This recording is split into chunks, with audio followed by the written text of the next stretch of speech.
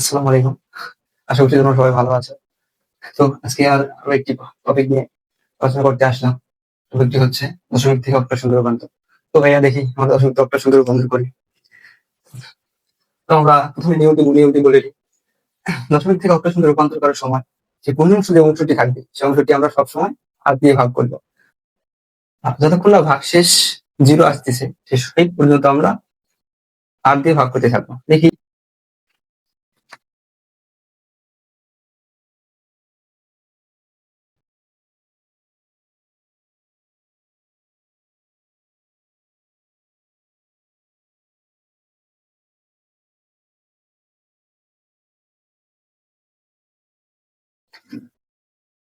দ্বিতীয়টি দেখি। আমরা আরেকটি রুলস মনে রাখবো যে ভগ্নাংশ যেটি থাকবে অর্থাৎ এই অর্থাৎ দশমিক সংখ্যা রূপান্তর ক্ষেত্রে দুইটি অংশ থাকে, একটি থাকে পূর্ণাংশ, একটি থেকে ভগ্নাংশ। তো পূর্ণাংশের ক্ষেত্রে আমরা এই রুলসটি ফলো করবো এবং ভগ্নাংশের ক্ষেত্রে আমরা রুলসটি ফলো করবো।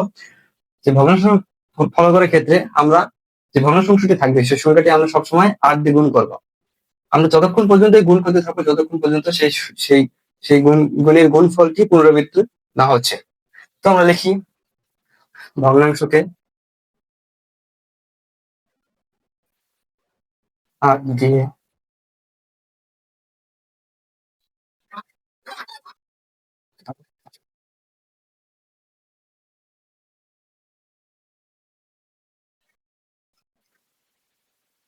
হচ্ছে।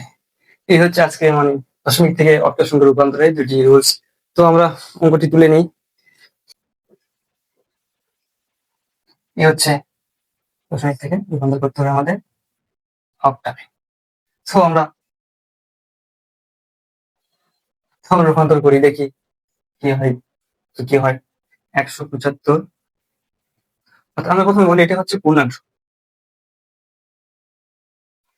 এটা হচ্ছে ভগ্নাংশ। তো আমরা প্রথমে বলছি পূর্ণাঙ্ক, আমরা এই পূর্ণাংশকে আমরা সবসময় ৮ দিয়ে ভাগ করতে থাকবো যতক্ষণ পর্যন্ত ভাগ শেষ 0 না আসতেছে, এবং যে ভগ্নাংশ আছে সেই ভগ্নাংশকে আমরা ৮ দিয়ে গুণ করতে থাকবো যতক্ষণ পর্যন্ত সেই গুণফল সেই গুণফল পুনরাবৃত্তি না হচ্ছে। তো আমরা দেখি এখন গুণ করি, অতএব ভাগ করি। ১৭৫ ভাগ কত কত আমরা বলছি ৮। এই ৮ দিয়ে ভাগ করতে হবে। ৮ ভাগ করলে আসতেছে ২১, এখানে আছে ৭, ৮ দিলে গুণ হচ্ছে ২, ৫, ০, ২। তো আমরা আরেকটা জিনিস মনে রাখবো যে এই অক্টাল থেকে দশমিক থেকে অক্টাল রূপান্তরের ক্ষেত্রে যে ভাগফল আসবে সেই ভাগফল সবসময় আমরা নিচের থেকে দেখবো। তো আমরা লিখি ২, ৫, লিখি ২, ৫, ৭। তো এখন আমরা এই পূর্ণাংশ পেয়ে গেলাম, এখন ভগ্নাংশ রূপান্তর করি। ১৫ আমরা প্রথমে বলছি ৮ দিয়ে গুণ দিব, গুণন ৮ তো হয় ১২০, ৮ দিয়ে গুণ হচ্ছে ১৮০, হচ্ছে ৩৬০ হচ্ছে ৬০০।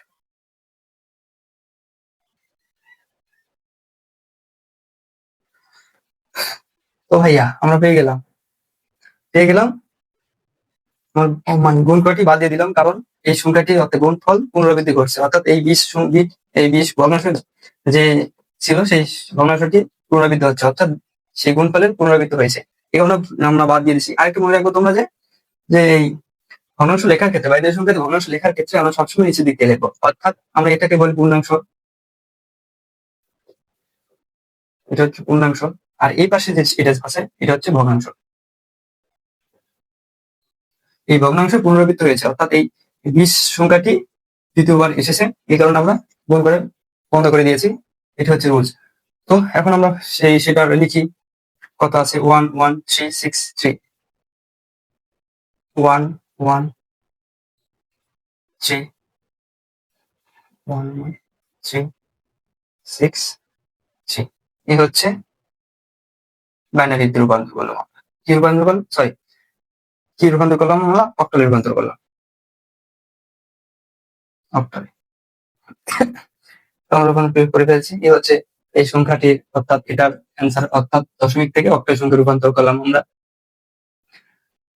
তো দেখা হচ্ছে নেক্সট কোনো ভিডিওতে। আজকে এই পর্যন্তই। আমরা নেক্সট ক্লাসে শিখবো দশমিক থেকে হেক্সা, অর্থাৎ দশমিক থেকে হেক্সাডেসিমেল। এখানে লিখি হেক্সা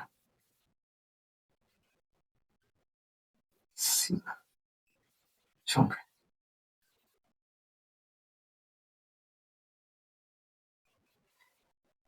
অর্থাৎ বি থেকে এইচ, এই সংখ্যাতে আমরা নেক্সট ক্লাসে রূপান্তর করে শিখবো। তো দেখা হচ্ছে নেক্সট ভিডিও। তোমরা ভালো থেকো, সুস্থ থেকো। আল্লাহ হাফিজ।